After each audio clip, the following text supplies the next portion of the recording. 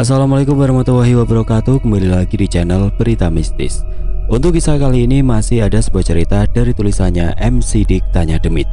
Dan untuk kisah yang akan saya bawakan kali ini yaitu sebuah kisah yang berjudul Ajal yang Tidak Ditakdirkan. Dan sebelum kita lanjut ke ceritanya, tekan dulu tombol like video ini dan jangan lupa tekan juga tombol subscribe channel ini. Nyalakan juga lonceng notifikasinya agar tidak ketinggalan cerita-cerita lainnya dari channel ini. Dan buat teman-teman yang pengen membaca langsung ceritanya, nanti silakan saja kunjungi linknya yang nanti akan saya sertakan di kolom deskripsi. Seperti apa untuk kisah kali ini? Langsung saja kita masuk ke ceritanya.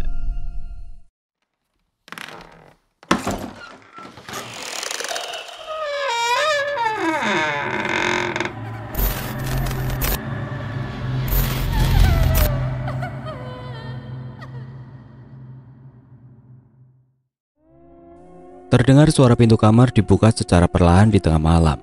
Terlihat, nampak seorang anak berumur 6 tahun muncul di balik pintu sambil membawa bantal dan selimut kecilnya. Wajahnya nampak ketakutan.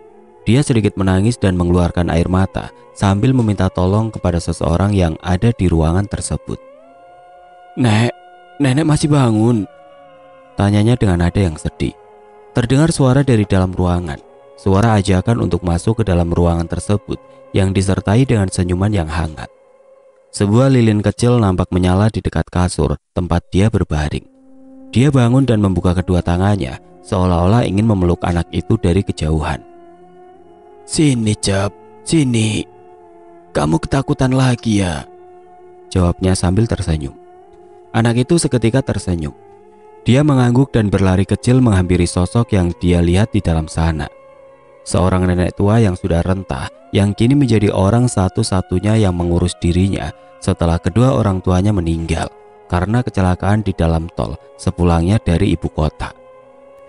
"Nek, aku kembali melihat bayangan-bayangan hitam dan putih yang melintas di jendela, Nek. Aku takut." Nenek itu kembali tersenyum sambil memeluknya.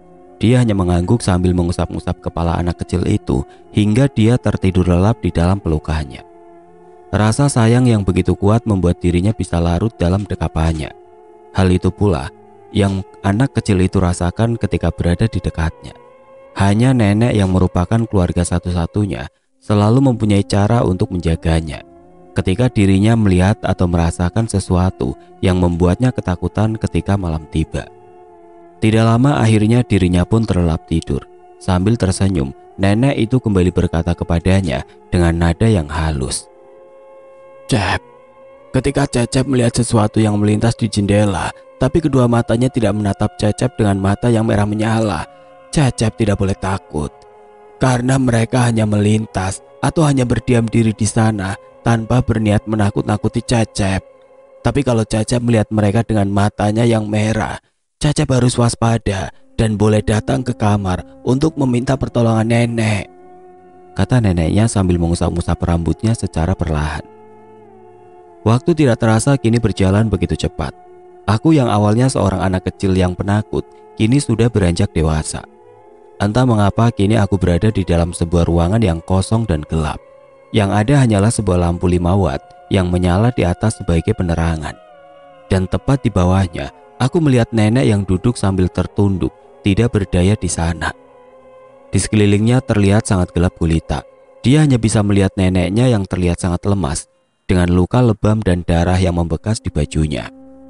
Rambut putihnya kini terurai, bahkan kini warna putihnya tercampur oleh darah segar yang mengalir dari atas kepalanya.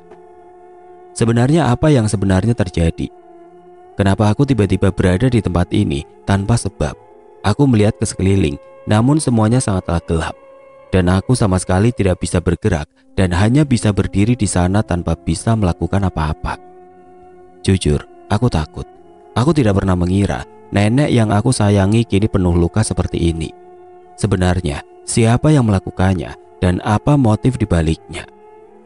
Aku berusaha memanggil-manggil nenek agar dia melihatnya dan memberitahu apa yang sebenarnya terjadi kepadanya.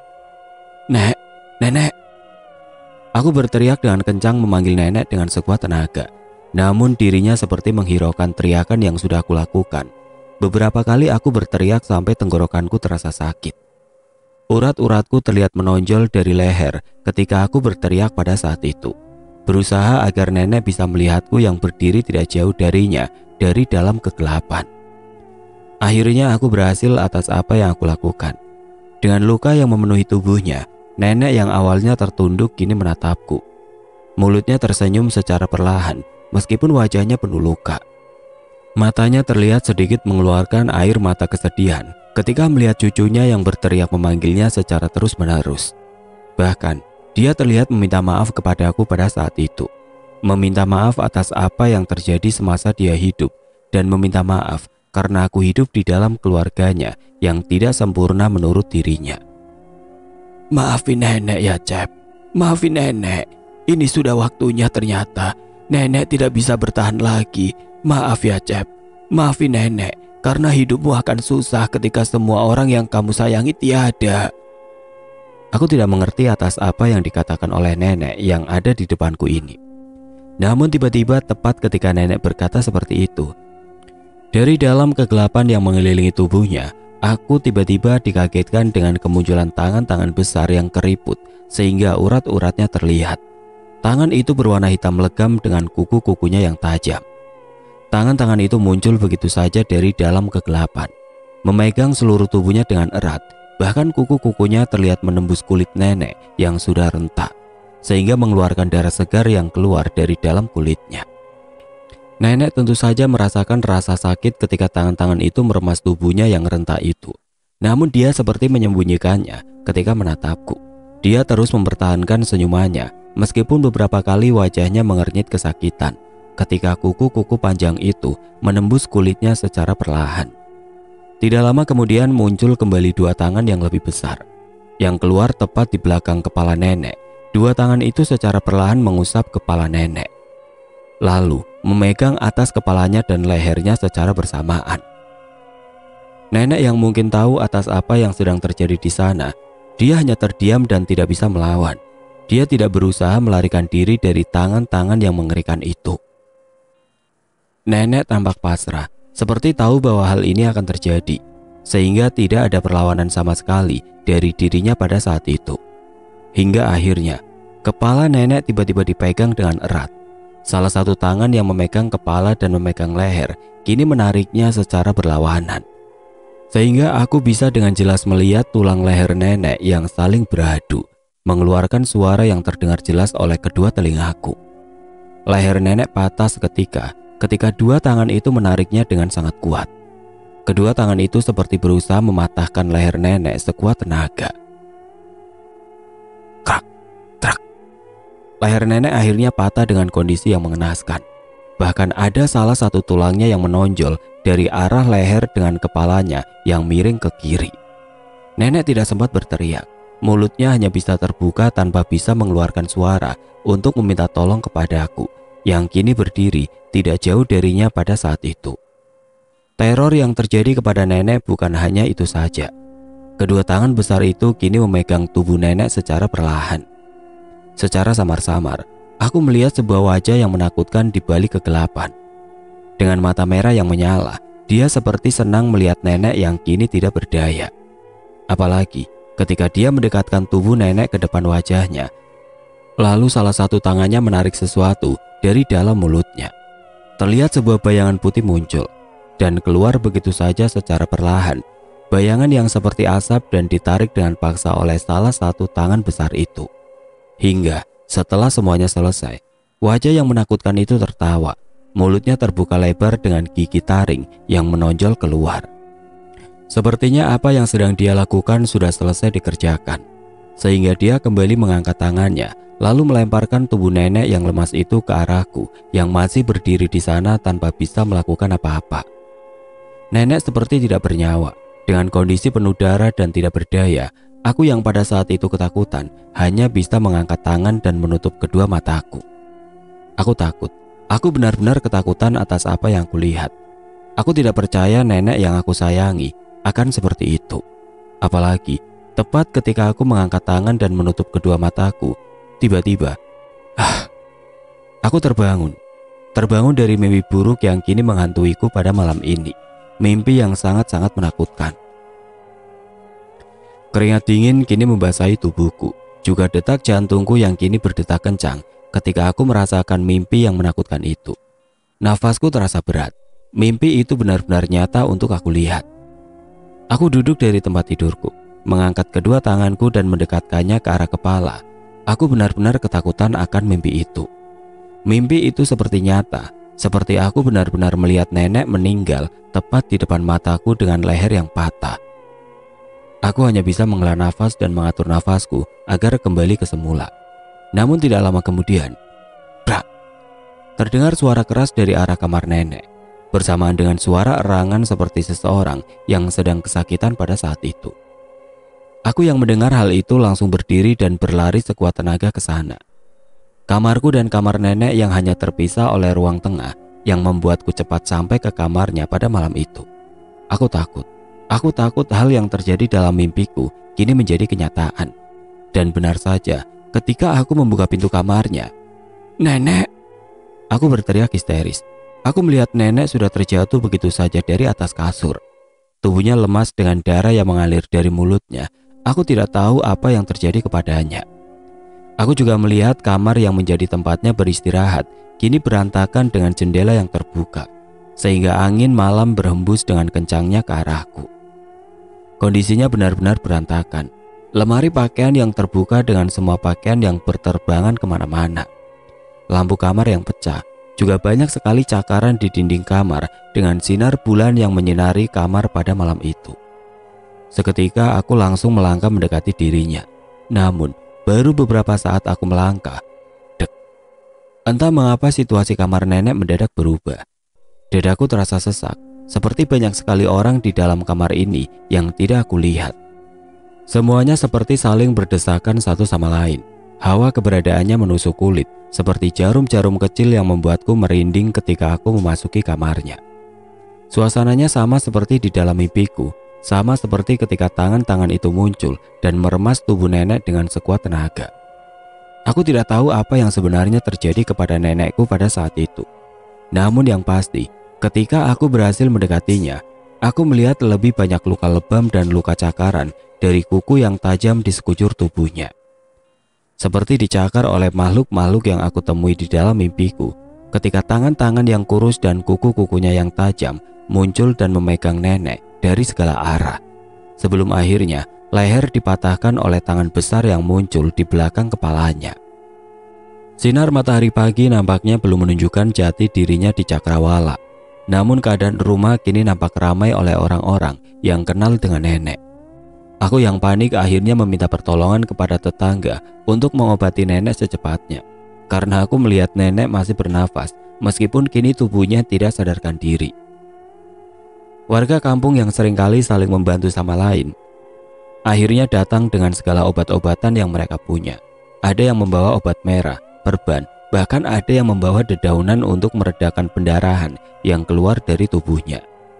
Banyak yang datang dan menanyakan tentang nenek kepadaku pada saat itu. Dan aku hanya bisa menggelengkan kepala karena aku tidak tahu apa yang sebenarnya terjadi kepadanya. Aku juga tidak mungkin berkata tentang mimpiku itu kepada mereka, karena mereka mungkin saja tidak akan percaya atas apa yang aku katakan pada saat itu. Aku hanya berkata bahwa nenek terjatuh begitu saja dengan luka dan kondisi jendela kamar yang terbuka. Juga kamar yang berantakan dengan tubuhnya yang penuh luka. "Oleh hewan hutan gitu yang nyari makan ke kampung," kata salah satu warga yang melihat kondisi nenek seperti itu. "Bener Mang, bisa jadi. Sekarang sedang musim kemarau, tidak ada makanan di hutan. Apalagi nenek punya kebun di depan rumahnya. Bisa saja itu hewan masuk untuk mencari makanan ke rumah." Banyak para warga yang mengatakan bahwa itu adalah ulah dari hewan buas. Karena melihat situasi kamar yang berantakan, jendela yang terbuka lebar, juga cakaran-cakaran yang terlihat di dinding dengan tubuh nenek yang terluka parah. Pagi semakin menjelang, semakin banyak warga pula yang datang ke rumah. Mereka seperti khawatir akan keadaan nenek pada saat itu. Maklum saja, nenekku yang bernama Nenek Cucu adalah seorang yang dikenal baik bagi semua warga kampung tempat aku tinggal. Meskipun kita hidup hanya dari sepetak tanah yang kita garap bersama, namun tidak jarang nenek seringkali tersenyum dan memberikan sebagian hasil taninya kepada para tetangga yang melintas di sekitar rumah. Karena hal itulah nenek sangat dikenal luas sebagai sosok yang baik hati, bahkan dihormati sebagai salah satu orang yang dituakan di sana. Sehingga ketika terjadi hal seperti itu, warga kampung berbondong-bondong datang untuk menjenguk nenek yang tidak sadarkan diri dengan kondisi tubuhnya yang penuh luka. Apalagi aku yang harus ditinggalkan kedua orang tuaku karena kecelakaan sewaktu kecil, membuatku dan nenek hidup bersama di sini dengan kebaikan dari orang-orang kampung yang ada di sekelilingku. Yang sabar ya Cep, mati kebahagiaan dan kecelakaan itu siapa yang tahu? Banyak warga yang menyemangatiku, memelukku, dan berkata bahwa aku harus kuat atas apa yang terjadi kepada nenek. Bahkan Pak RW yang dekat dengan nenek, karena seringkali menitipkan anaknya yang masih kecil untuk diasuh olehnya ketika dia dan istrinya harus kerja ke salah satu pabrik yang berada di kota.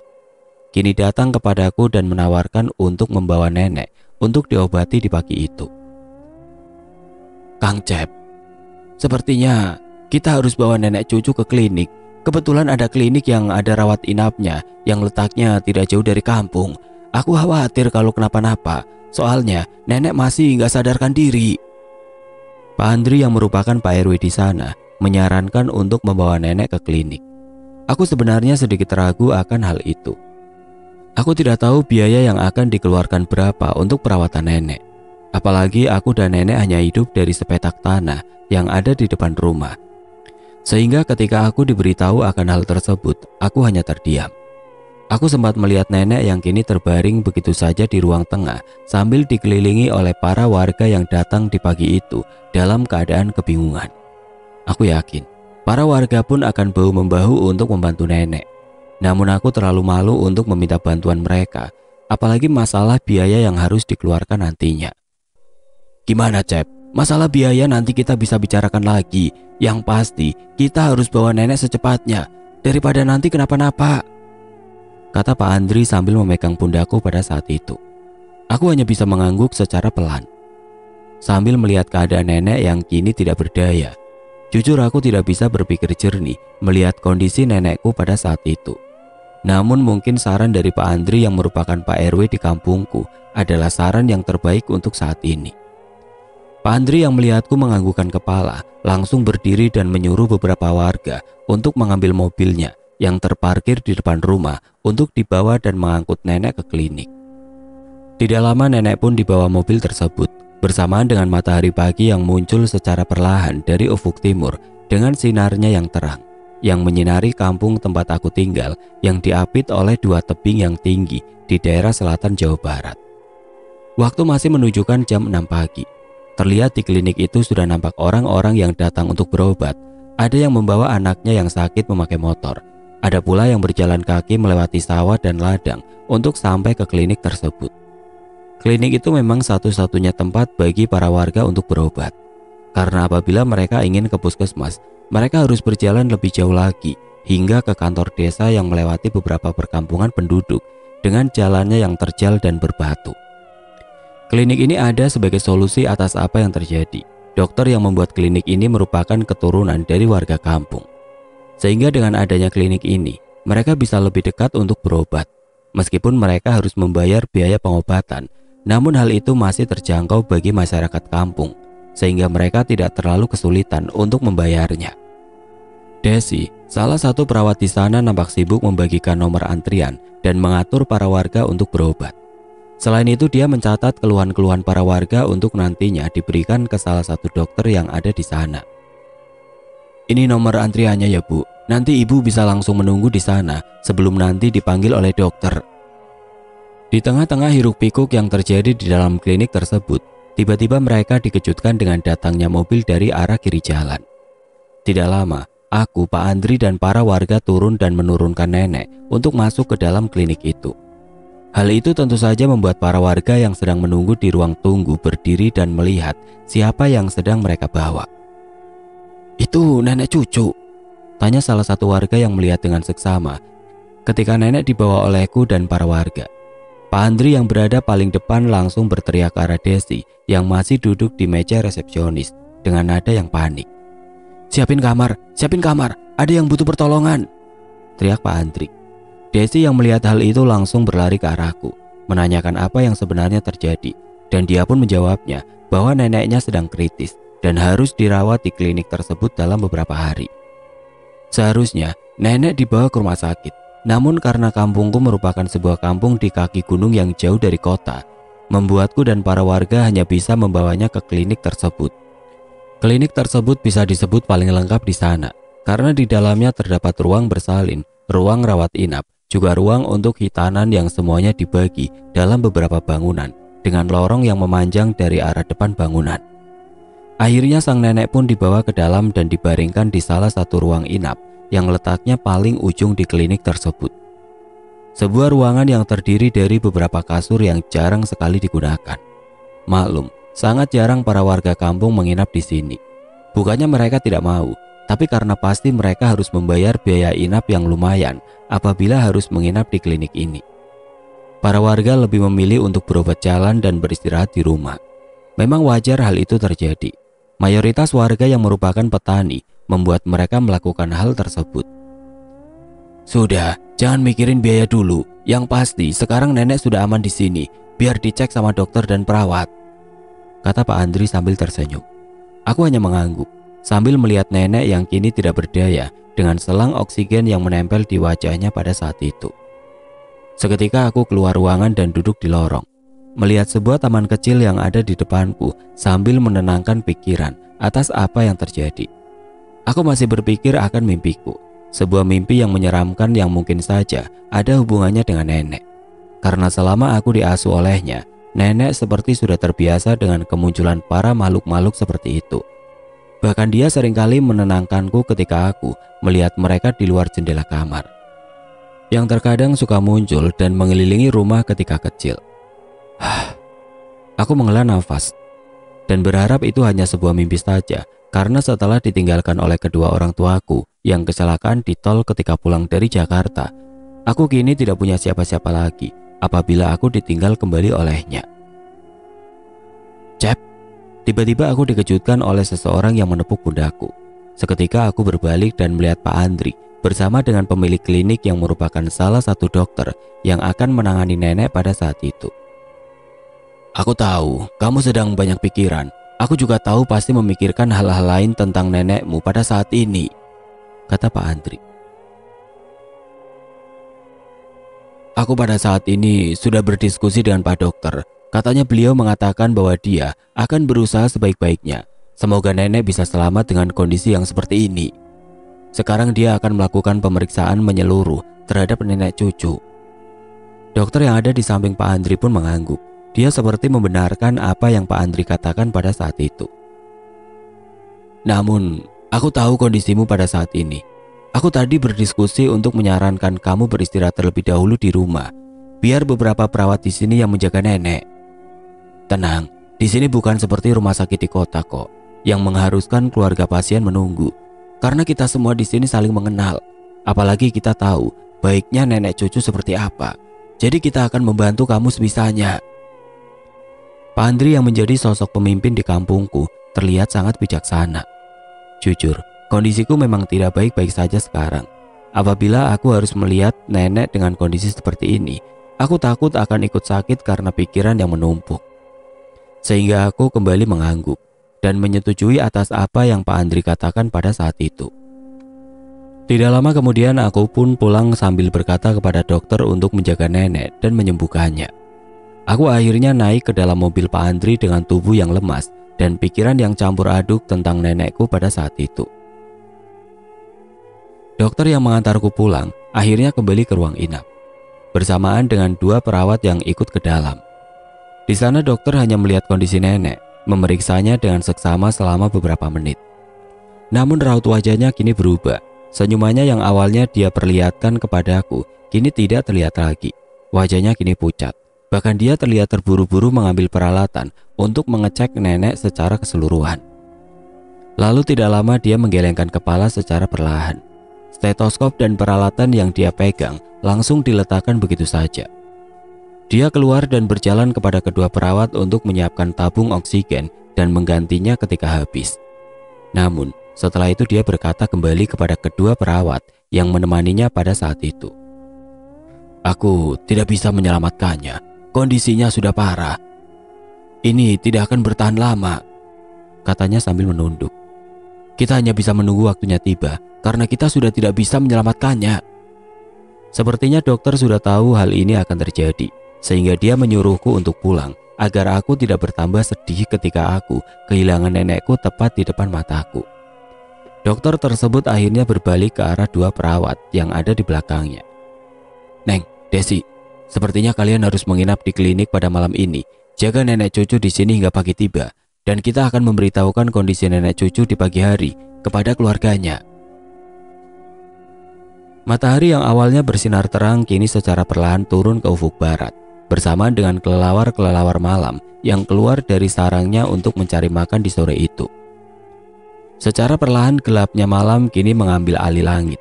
Terlihat rumah-rumah warga yang kini menyala dengan lampu 5 watt yang menempel di luar rumah. Suasana klinik tersebut kini sangatlah sepi. Hanya 2 orang perawat yang kini terlihat sedang duduk di kursi pasien di ruang depan.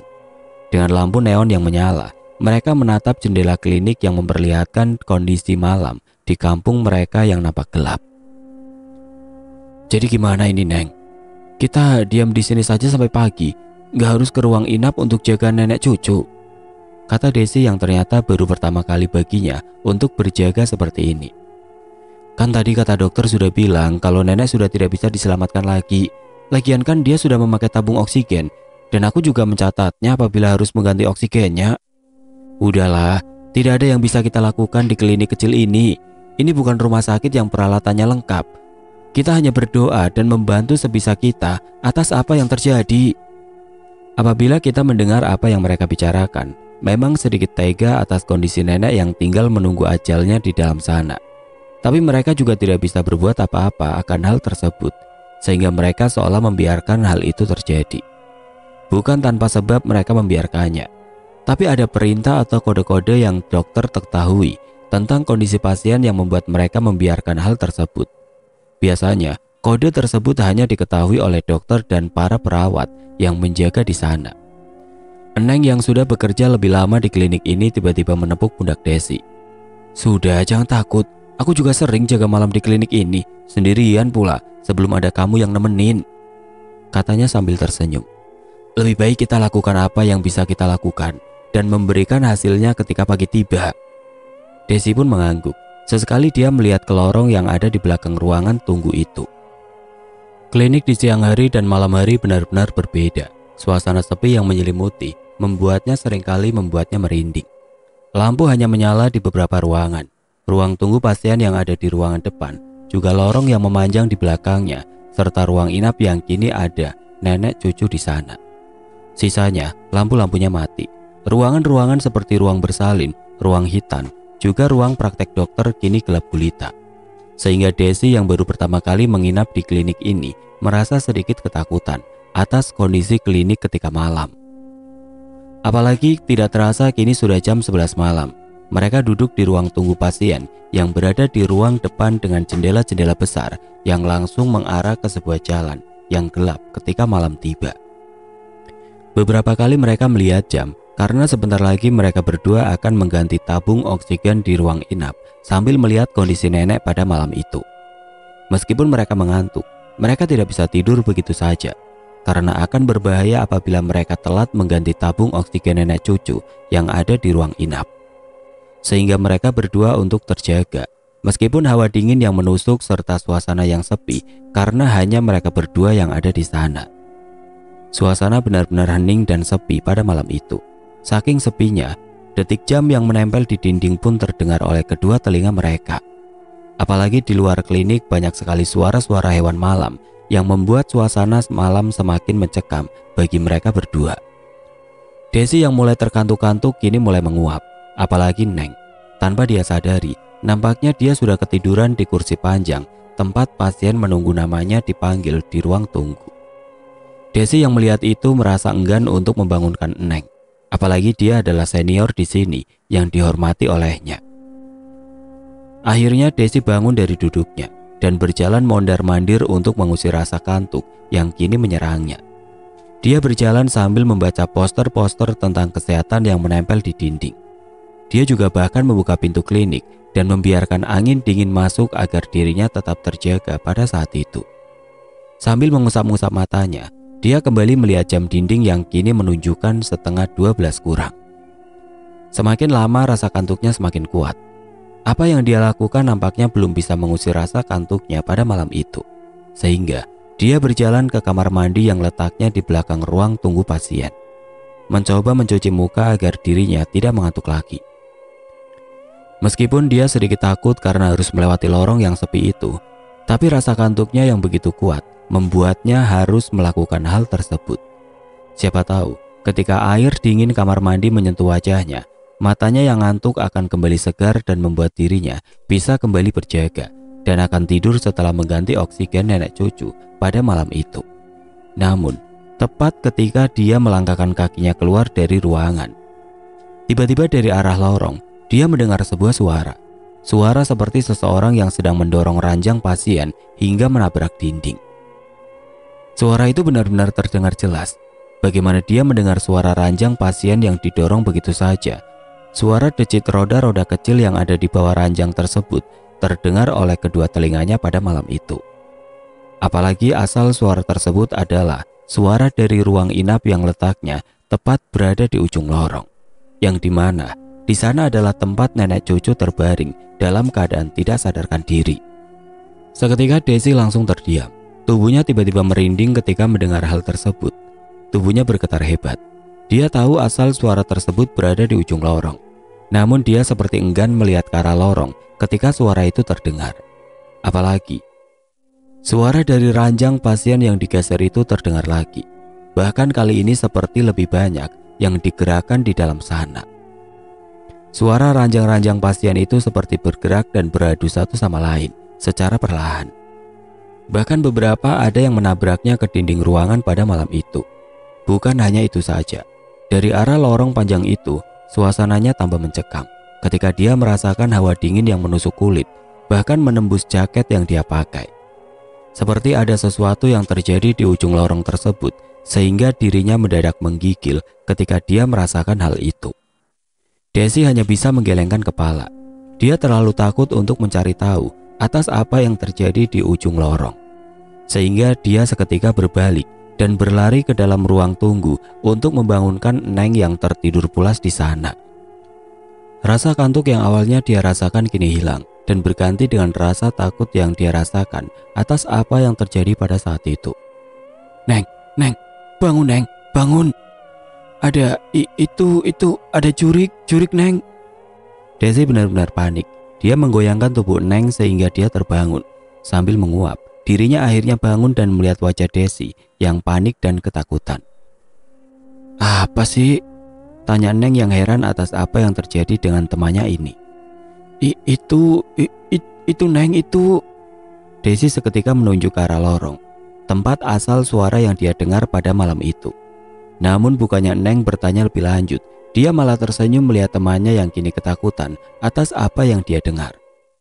Sambil menggelengkan kepala, dia menepuk pundak Desi dan menyuruhnya untuk duduk di dekatnya. Udah, jangan takut. Sudah hal biasa kalau di sini terjadi hal kayak gitu. Udah, hiraukan saja. Toh klinik kalau malam memang udah milik mereka kok. Santai saja. Suara-suara kayak gini gak akan buat kamu kencing di celana kan? Kata Neng yang sedikit tertawa melihat Desi yang ketakutan seperti itu. Tapi tiba-tiba Desi memotong perkataan Neng. Udah, aku tahu kamu takut, tapi udah hiraukan aja. Memang seperti itu kok. Neng yang terbangun akhirnya berdiri dan mengajak Desi ke ruang inap, melewati lorong yang menakutkan itu untuk membuktikan bahwa dia harus menghiraukan apa yang dia dengar.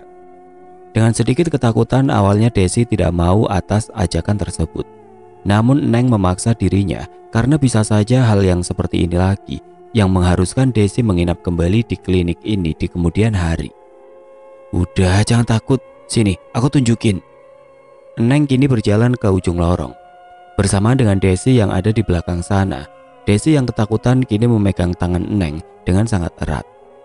Aneh, benar-benar aneh. Suasana yang Desi rasakan tadi kini tidak terasa ketika mereka berdua berjalan melewati lorong itu. Bahkan sampai mereka berdua kembali ke ruang depan dan duduk di sana. Sambil melewati ruangan-ruangan yang nampak gelap gulita, akhirnya dia sampai ke ujung lorong yang dimana di sana ada nenek cucu yang terbaring dengan oksigen untuk membantunya bernafas. Secara perlahan Neng membuka ruangan inap itu. Lalu dia berkata kepada Desi yang ada di belakangnya, "Tuh kan, gak ada tuh ranjang pasien yang bergerak, semuanya masih di posisi yang sama," kata Neng yang berkata kepada Desi yang masih ketakutan. Bahkan dia kini masuk dan melihat kondisi nenek cucu yang masih tidak sadarkan diri. "Tuh, si nenek aja masih tidur, belum bangun kan? Kalau nanti dia bangun dan ikut sama kita, baru kita boleh takut," katanya sambil sedikit bercanda. Tentu saja hal itu membuat Desi cemberut. Dia nampak menepuk tangan Neng dengan sangat kuat. "Udah, jangan ada yang perlu ditakutkan. Memang suka ada suara-suara seperti itu di sini, tapi mereka nggak pernah sekalipun menampakkan wujudnya kepada manusia yang sedang jaga malam," kata Neng yang mengajak kembali ke arah Desi untuk kembali ke ruangan depan. "Sekarang kita balik lagi aja ke depan, sambil siapin tabung oksigen, 1 jam lagi habis soalnya." Desi hanya mengangguk mendengar penjelasan Neng tanpa membalas perkataannya pada saat itu. "Udah, jangan takut. Kita yang tinggal di kampung memang wajar dengan hal-hal seperti ini ketika malam tiba," kata Neng yang kembali menenangkan Desi yang nampaknya masih ketakutan. "Kan kamu juga tahu sendiri, ini bangunan dulunya bekas kepunyaan menir Belanda yang dibeli lalu dirubah menjadi klinik. Jadi wajar saja banyak hal kayak gini. Dulu juga awal-awal disuruh berjaga juga seperti kamu kok. Mana dulu sendirian lagi di sini, tapi sekarang sudah terbiasa karena paling cuma suara-suara tanpa memperlihatkan wujud mereka kok. Yang pasti kita yang sedang berjaga harus..." Ketika Neng berkata seperti itu, tiba-tiba lampu yang menyala di klinik mereka mati, sehingga membuat semua ruangan di klinik tempat mereka berjaga menjadi gelap gulita. Tentu saja hal itu membuat Desi semakin ketakutan, apalagi tidak ada penerangan lain selain sinar bulan yang menembus kaca klinik dari arah depan. Melihat temannya semakin ketakutan atas apa yang terjadi, membuat Neng langsung memegang kedua pundak Desi dengan kedua tangannya. Udah, tenang. Yang pasti, kalau kamu ketakutan, kamu duduk saja di sini. Aku akan berdiri dan keluar untuk mengecek saklar dulu agar lampunya terang lagi." "Tapi aku takut sendirian di sini," kata Desi yang ketakutan atas apa yang terjadi. Neng hanya menghela nafas melihat salah satu temannya ini. Sambil tersenyum akhirnya dia berkata, "Ya sudah, kita keluar aja. Kamu ke ruangan pegawai yang ada di sebelah kiri. Cari senter atau apapun yang bisa kita pakai untuk penerangan. Karena sebentar lagi nenek cucu harus segera ganti oksigen sambil melihat kondisinya lagi. Sedangkan aku akan mengecek saklar yang letaknya ada di sebelah kanan." Akhirnya Desi pun mengangguk. Dia memilih untuk keluar karena menurutnya keluar klinik terlebih dahulu adalah jalan yang terbaik daripada dia harus duduk di ruang tunggu pasien. Dia takut dia akan mendengar suara itu lagi dari ruang inap, apalagi dengan kondisi gelap gulita seperti ini. Dengan kegelapan malam yang menyelimuti, akhirnya mereka berdua keluar dan berpisah di sana. Neng pun mengecek saklar lampu, juga melihat perkampungan yang nampak gelap gulita pada malam itu. Suasana kampung benar-benar gelap. Lampu 5 watt yang biasanya menerangi setiap rumah pada malam itu mendadak mati. Sepertinya ada pemadaman yang mengakibatkan seluruh listrik di kampung tersebut, sehingga tidak lama kemudian Neng berteriak kepada Desi yang masih berjalan ke arah ruang pegawai untuk mencari penerangan tambahan ke kampung. "Des, sepertinya ini mati lampu. Aku akan ke rumah dokter dulu untuk mencari sesuatu agar bisa menjadi penerangan bagi kita yang berjaga di sini," Neng berteriak sambil berlari ke arah kampung pada malam yang gelap itu. Desi yang mendengar hal itu langsung berbalik, mencoba menahan Neng agar dia juga ikut dan tidak ditinggal sendirian di sana. Namun Neng sudah terlanjur berlari ke arah kampung di tengah kegelapan, mencari penerangan tambahan untuk mereka berdua di klinik yang gelap ini. Desi hanya bisa terdiam. Dia terlalu takut untuk menyusul Neng karena dirinya melewati kebun bambu agar bisa sampai ke arah kampung, sehingga dia tidak bisa melakukan apa-apa lagi dan hanya bisa melangkahkan kakinya ke arah ruang pegawai yang ada beberapa meter di depannya. Sambil ketakutan dia berdoa di dalam hatinya agar tidak mendengar lagi suara-suara yang menyeramkan itu dari dalam klinik, karena kini dia sendirian di sana dan tidak tahu kapan Neng akan kembali dari kampung untuk membawa penerangan tambahan. Oke teman-teman, sampai di sini dulu ceritanya. Nantikan kelanjutan kisah ini di video berikutnya. Agar tidak ketinggalan, klik tombol subscribe channel ini dan nyalakan lonceng notifikasinya. Wassalamualaikum warahmatullahi wabarakatuh.